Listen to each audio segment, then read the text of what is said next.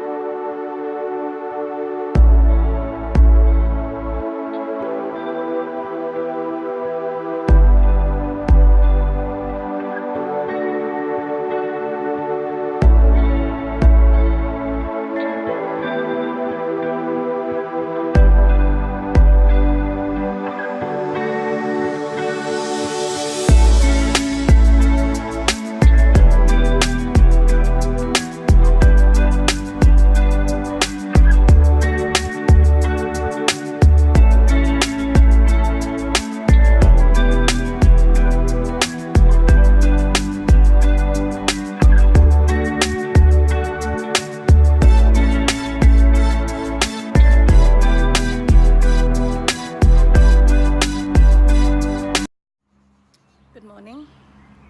I woke up this morning to an article. I have been called by journalists a lot lately, and I've stuck to my no comment, and it works for me. But I woke up today to something that was extremely personal that I had handed over to the court that has now made it to the papers. The situation that is happening right now in my life is indeed happening, but I would also just like a bit of space with regards to questions and so forth. I do believe that the system will do what is due and what is fair. I do believe in every way that the South African system is a fair one, and our justice system has been built around creating fair decisions for those who can't make amicable decisions. It has been a very long couple of years for me, and in all of that, all I ask is for silence, not for me or anyone else, but for my children. Everything I have done till this day is to protect my children. All I've ever tried to do was be a great wife, a supportive wife, one that is respectful, not only to my partner and everyone who is around him. I have now in me a fight that I've never understood, but I understand why it was placed in me in this point of my life. It has been a very, very, very rough year, but I still stand tall and proud.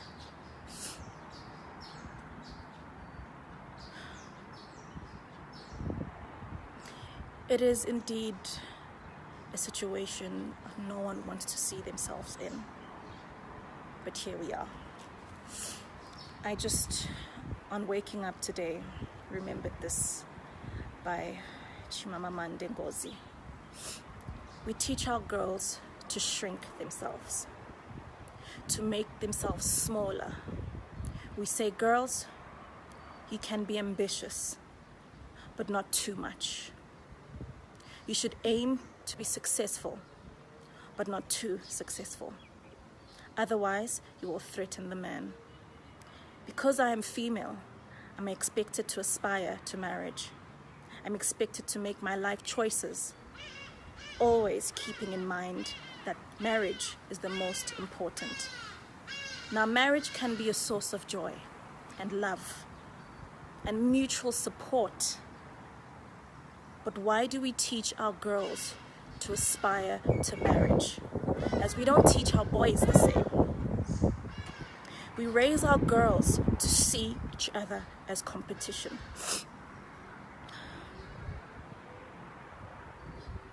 Not for jobs or accomplishments, which I think could be a good things.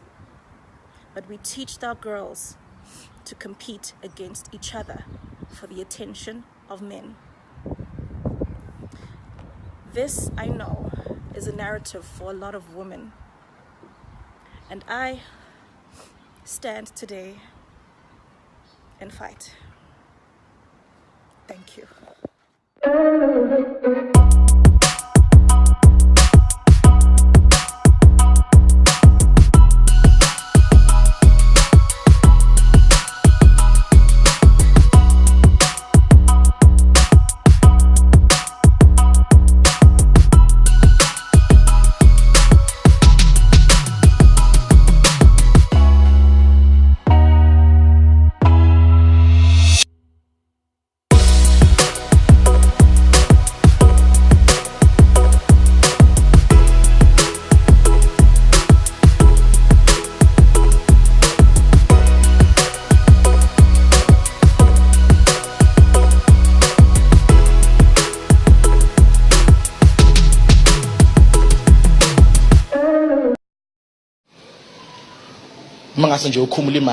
You did not have quite a great year.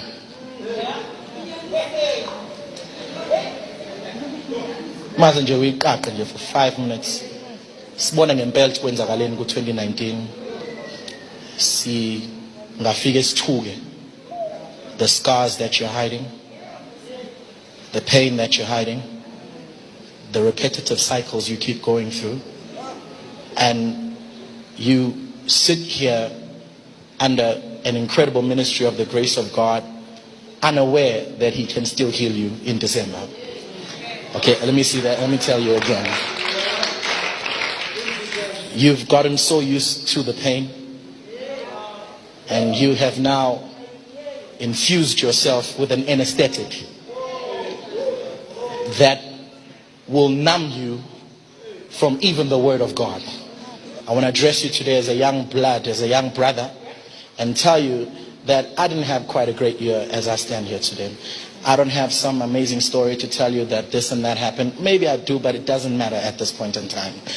Why am I saying this? Because I had huge struggles in my marriage.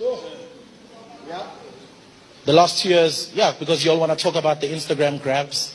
You want to talk about the amazing, how we look amazing on red carpets. You want to talk about how it looks good on the gram. I am not here to play.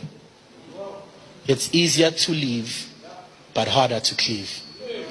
That's my lesson of 2019. When I said to God, I don't think I want to be married anymore.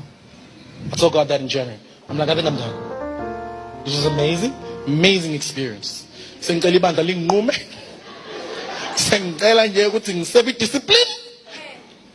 I told my parents, I'm like, listen, my guy, this whole pastoring thing was premature. You better agree. I lead a church of 5,500 members. I told them, I was like, listen, this whole thing you're doing with this whole church thing is going to be a big problem. I'm a young man. I'm still got hot blood. I got problems. I've been to sort things out in my life. Better be careful. I shoot straight with that old man. He's like, the grace of God is sufficient.